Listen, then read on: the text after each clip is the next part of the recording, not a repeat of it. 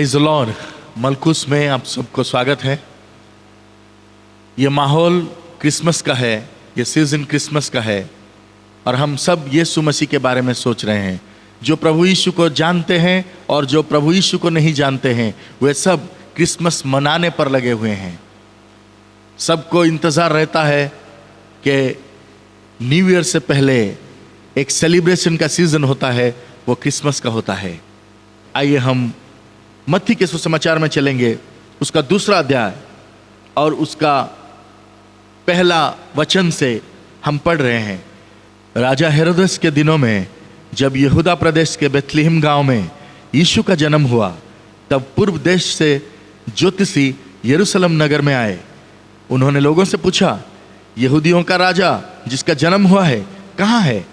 हमने पूर्व में उनका तारा देखा है और हम उनकी आराधना करने आए हैं।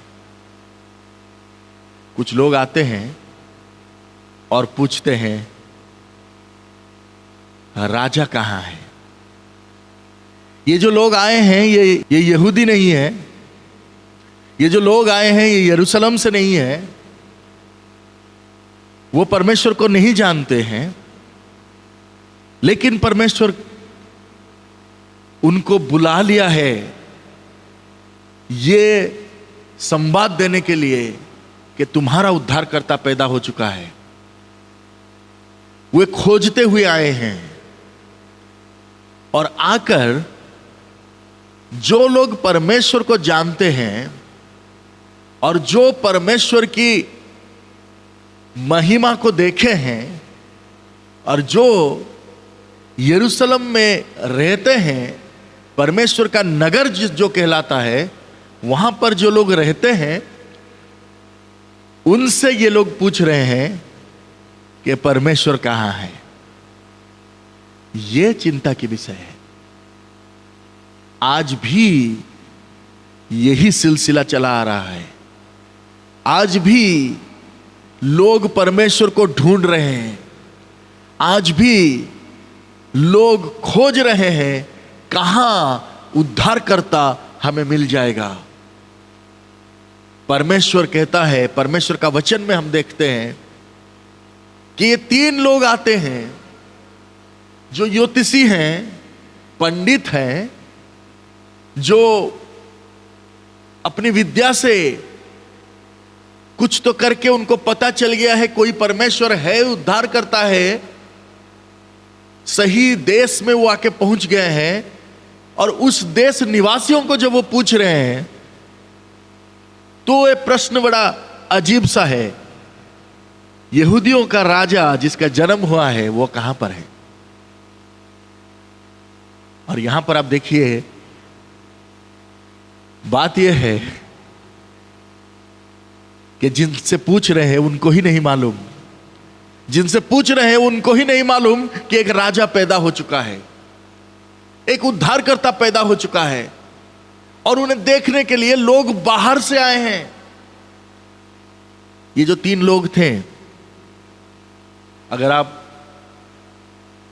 अलग अलग विवरण में जाएंगे, इतिहास में जाएंगे, बाइबल के जो विशारद हैं, जो बाइबल के पंडित हैं, उनका कहना है कि वो तीनों अलग अलग देशों से थे। एक का नाम मेल्कियोर था जो शायद पर्शियन गल्फ से बिलोंग करते थे। आज का जो ईरान देश है वहां से थे और उनका उम्र काफी हो चुका था। He was an old man। लंबे दाढ़ी थे उनके, सफेद दाढ़ी। और ये जो आदमी थे वो शायद सोना, गोल्ड लेकर आए थे यीशु से मिलने के लिए। दूसरे जो आदमी थे,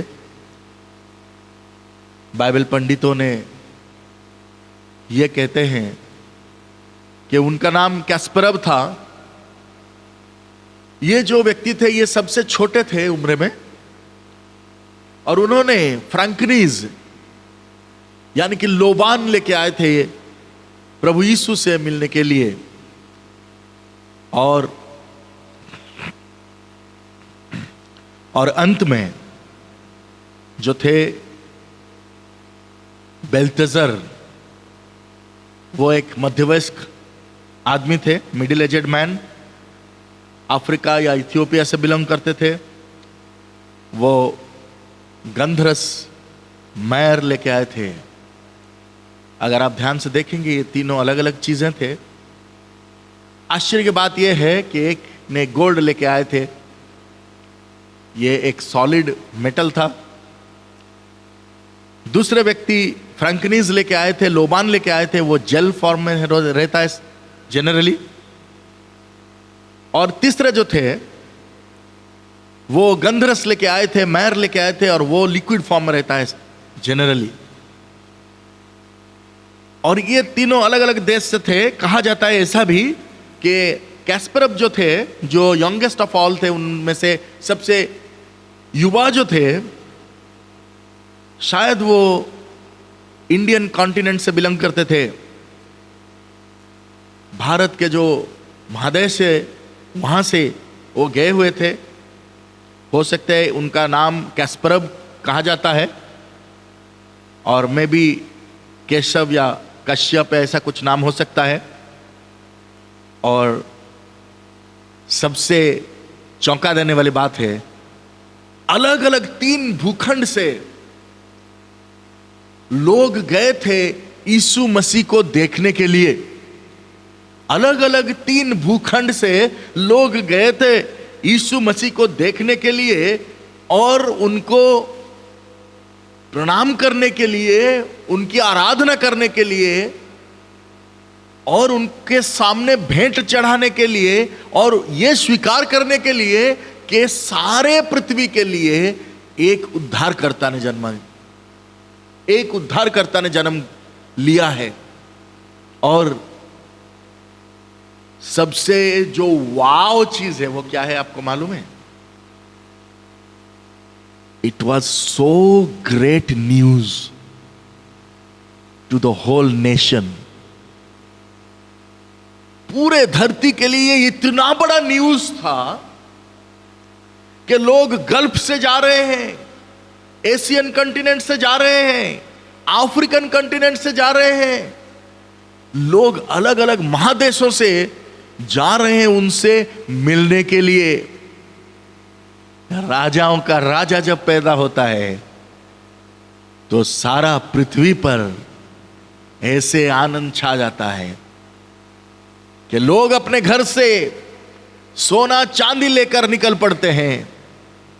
सबसे जो बहुमूल्य है, ऐसे मूल्यवान पदार्थों को लेकर भेंट चढ़ाने के लिए, उन्हें देखने के लिए चले जाते हैं। आप सोच सकते हैं कितने लंबे समय का रास्ता वो लोग तय करके गए होंगे और उनके पास पहुंचे होंगे। आज भी लोग ढूंढ रहे हैं मेरे प्यारे मित्रों। क्या आप जानते हैं, जगत के जितने भी विद्वान हैं, ज्ञानी लोग हैं, वो जानते हैं कि हम कहीं कुछ गड़बड़ कर रहे हैं।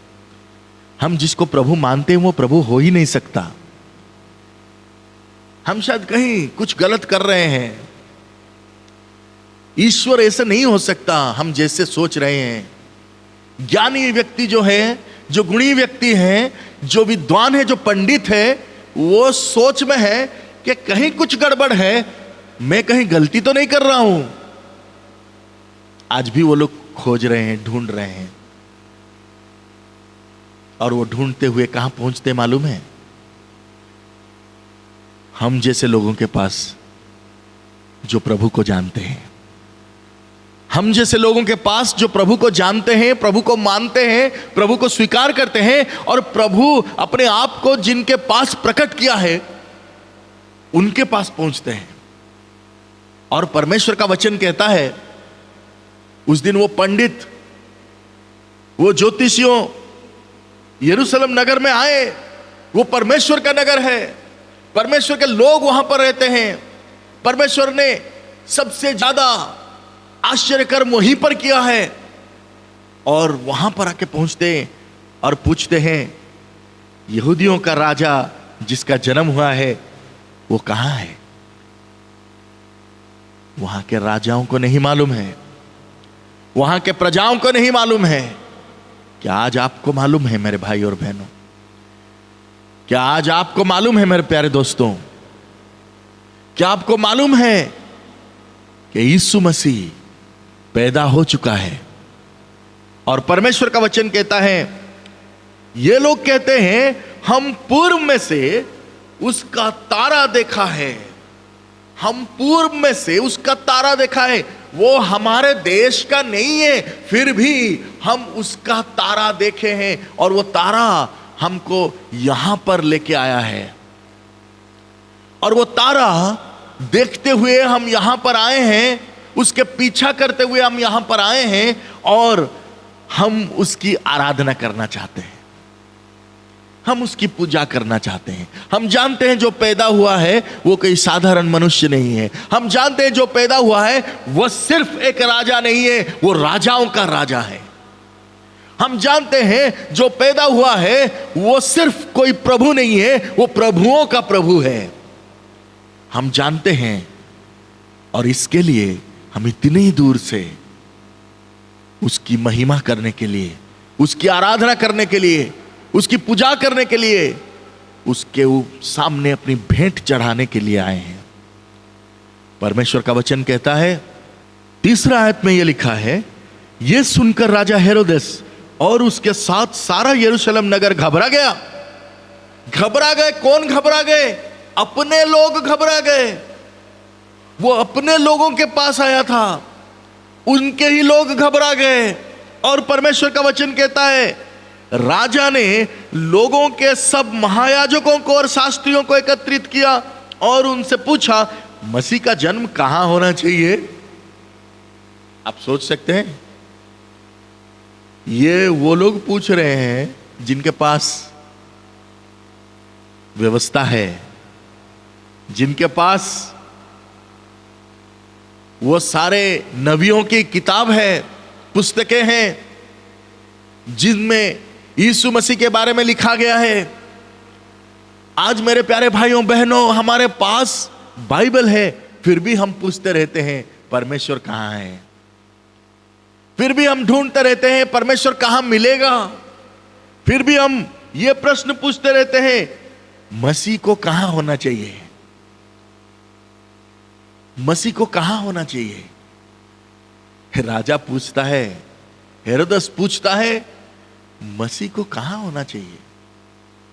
और उनके सारे लोग वो बताते हैं उनको, यहूदा प्रदेश के बेथलेहम गांव में, क्योंकि नबी के द्वारा धर्मशास्त्र में यही तो लिखा गया है, यही लिखा गया है धर्मशास्त्र में, वो पैदा होने वाला है। लेकिन हमें नहीं लगता कि ऐसे ही परमेश्वर पैदा हो गया क्या? ऐसे ही सब कुछ हो गया क्या?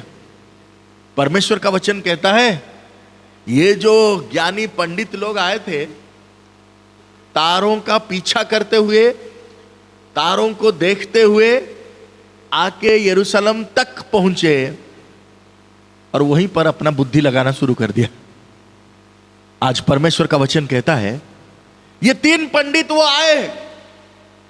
आए और जैसे ही उन्होंने यरूशलेम में प्रवेश किया, बेथलेहम में आए, अपना बुद्धि लगाना शुरू कर दिया। भाई तुम तारा देखते हुए आ रहे थे, क्या हो गया बीच में? अपना बुद्धि क्यों लगाना चालू कर दिया?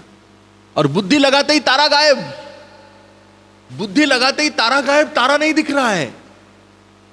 और जैसे तारा गायब, इनका दिमाग चालू। और दिमाग जब चलता है ना, वो बहुत चालू होता है, वो हमेशा परमेश्वर के विरुद्ध जाता है। और वो जाकर अपने मन में सोचने लगे कि अगर राजा कोई पैदा हुआ तो वो राजा के घर में ही पैदा होगा। अगर ईश्वर पैदा हुआ है तो वो कोई बड़ा घर में राजकुमार सा पैदा होगा, वो तो भिखारी नहीं हो सकता, वो तो कोई ऐरा गहरा नहीं हो सकता, साधारण सा नहीं हो सकता। शायद ये सोचते हुए वे लोग जाके पहुंच गए राजा के पास। हो सकता है ये भी सोचा होगा कि शायद राजा का बेटा राजा है, इस हिसाब से शायद राजा का कोई बेटा हुआ होगा। जाके पहुंच गए। मेरे प्यारे मित्रों, हम नहीं सोच सकते कि परमेश्वर अपना काम कैसे करता है। हम अपना दिमाग नहीं लगा सकते कि परमेश्वर काम कैसा करता है, उनको कैसे इस धरती पे आना चाहिए। परमेश्वर आया और जैसे नबियों ने लिखा था, बताया था, वैसे ही वो आया। और परमेश्वर आया और परमेश्वर को साबित नहीं करना पड़ता है कि वो परमेश्वर है। हम इंसान हैं, हमको साबित करना पड़ता है। मुझे बोलना पड़ेगा मैं पास्टर प्राची हूं, आपको बोलना पड़ेगा, अपना आधार कार्ड दिखाना पड़ेगा, आपका पैन कार्ड दिखाना पड़ेगा। परमेश्वर को नहीं दिखाना पड़ता है। आप मानो या ना मानो, वो परमेश्वर है। जैसे प्रभु यीशु मसीह आया, पैदा हुआ, इतिहास बंट गया दो भागों में। हम जानते हैं कि ईसा पूर्व, उससे पैदा होने से पहले का जो समय है वो बन गया ईसा पूर्व, और उसका पैदा होने के बाद का समय को हम मसीहा कहते हैं। हम 2024 मसीहा में हैं। हमको स्वीकार करना पड़ेगा, यीशु मसीह पैदा हुआ है। हम इसको झुंझला नहीं सकते। हम नहीं बोल सकते कि नहीं नहीं, यीशु मसीह पैदा नहीं हुआ है। परमेश्वर को साबित नहीं करना पड़ता है, वो परमेश्वर। आपको याद है एक बार नबी मूसा को परमेश्वर दर्शन दिया, और परमेश्वर को नबी मूसा ने पूछा कि आप बताइए आप कौन हैं, आप परमेश्वर हैं, आपका नाम क्या है। नबी मूसा ने कहा मुझे आपका नाम बताइए। आप कहते हैं आप परमेश्वर हैं, आप कहते हैं आपके पास एक बड़ी योजना है इज़राइल को उद्धार करने के लिए, आपका कुछ नाम तो होगा, नाम बताइए। परमेश्वर ने क्या कहा मालूम है आपको? परमेश्वर ने उनसे कहा कि मैं जो हूं सो हूं। आप सोच के देखिए, ये कोई नाम है? ये कोई नाम है क्या? मैं जो हूं सो। उन्होंने बता दिया मैं जो हूं सो हूं, मेरे नाम का चिंता तू मत कर, मैं अपना आइडेंटिटी कार्ड तुझे दिखाऊंगा, ये नहीं। आज परमेश्वर कहता है, आप मानो या ना मानो, परमेश्वर पैदा हो चुका है। लूका लिखित सुसमाचार उसका दूसरा आयत, उसका 8वां वचन से मैं पढ़ रहा हूं। उस इलाके में अनेक चरवाहे थे। वे रात को मैदान में रहकर अपने झुंड की रखवाली कर रहे थे। अचानक प्रभु का एक दूत उनके पास आकर खड़ा हो गया, और प्रभु का तेज चरवाहों के चारों ओर चमका। वे बहुत डर गए, किंतु स्वर्गदूत ने उनसे कहा, मत डरो, देखो मैं तुम्हें बड़े आनंद का सुसमाचार सुना रहा हूं। यह सब लोगों के लिए होगा। आज दाऊद के नगर में तुम्हारे लिए एक उद्धारकर्ता ने जन्म लिया है, और यही मसीह प्रभु है। परमेश्वर का वचन कहता है, स्वर्गदूत ने उनसे कहा कि तुम्हारे लिए आज एक उद्धारकर्ता ने जन्म लिया है। तुम डरो मत, भय मत करो, डरो मत, भय मत करो, तुम्हारे लिए एक उद्धारकर्ता ने जन्म लिया है। ये वो लोग थे जो बाहर अपने भेड़ बकरियों की रक्षा कर रहे थे। परमेश्वर का वचन कहता है, ये परिश्रमी लोग जो अपना खून पसीना बहाकर अपनी जिंदगी बसर कर रहे थे, ना उनका कोई समाज में नाम था, ना उनको कोई जानता था, ना उनका कोई पहचान था।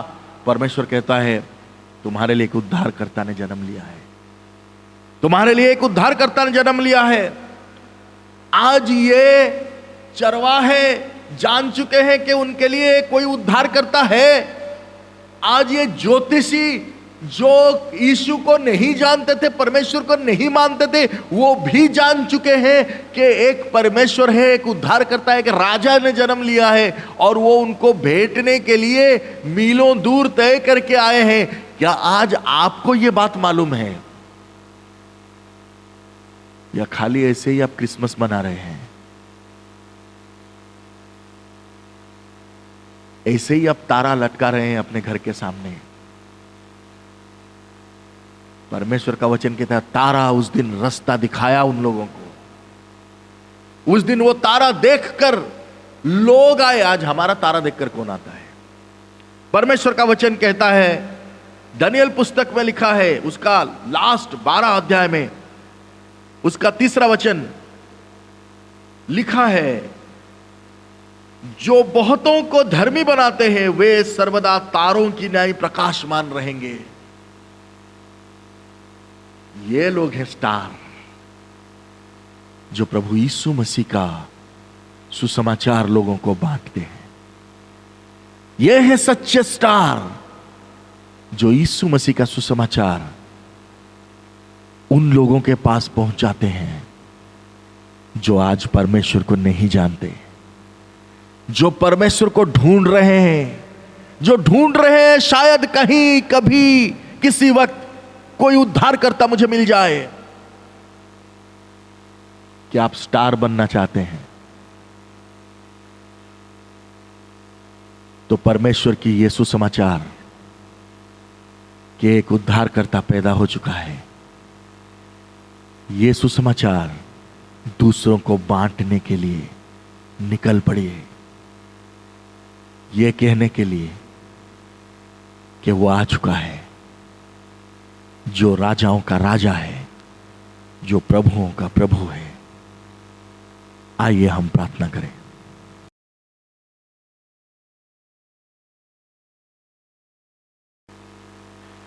प्यारे प्रभु यीशु मसीह, हम तेरे पास आते हैं। तू हमारे लिए इस धरती पर आया और हमसे जो पहली बात तूने कहा वो है, डरो मत, मैं तुम्हारे साथ हूं। प्रभु, आज तू हमारे साथ है, इसलिए हम कह सकते हैं कि तू इम्मानुएल है, क्योंकि इसका अर्थ है परमेश्वर हमारा साथ है।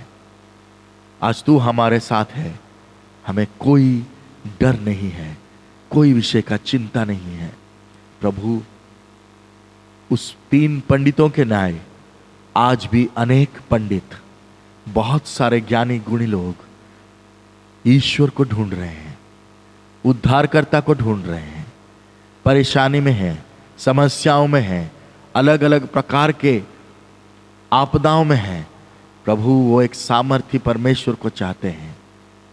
आज ये सुसमाचार सिर्फ ये कहने आया है कि तुम्हारे लिए एक उद्धारकर्ता ने जन्म लिया है, वही मसीह प्रभु है, वही प्रभु यीशु है और वो आ चुका है।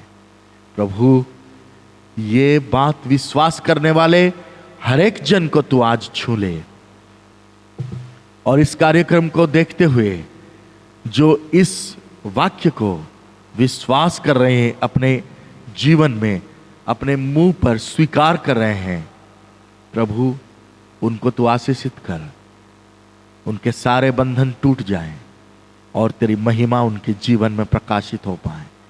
जैसे उद्धारकर्ता ने उस दिन जन्म लिया, ये समाचार इन सारे पंडितों को प्रसन्न कर दिया, वैसे उनके जीवन में प्रसन्नता आ जाए, खुशहाली आ जाए। अनुग्रह कर, यीशु मसीह के नाम से मांगते हैं, आमीन।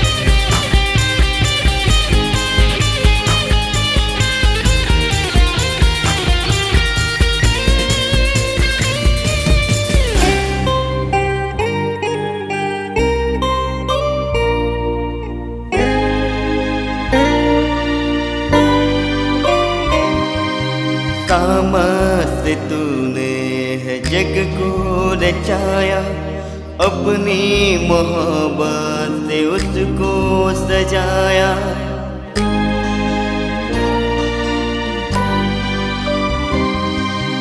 काम से तूने है जग को रचाया, अपनी मोहब्बत से उसको सजाया। आकाश को अपने अंदाज